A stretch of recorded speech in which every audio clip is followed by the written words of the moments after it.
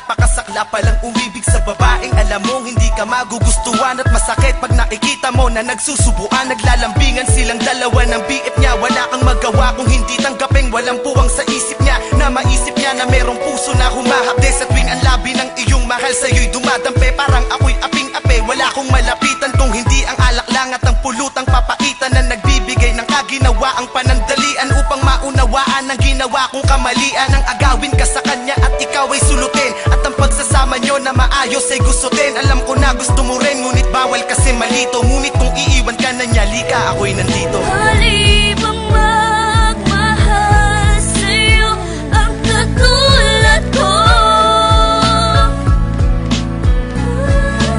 Kahit pa na alam ko may nagmamay-ari sa'yo.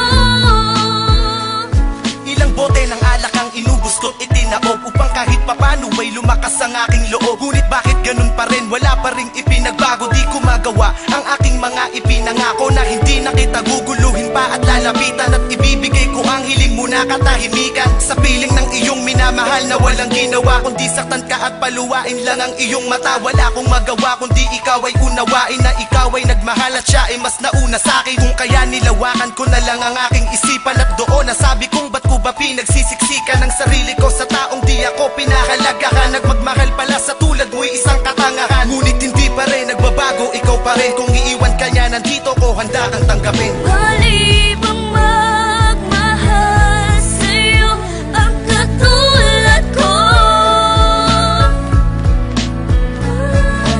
Kahit pa na alam ko may nagmamay-ari sa'yo.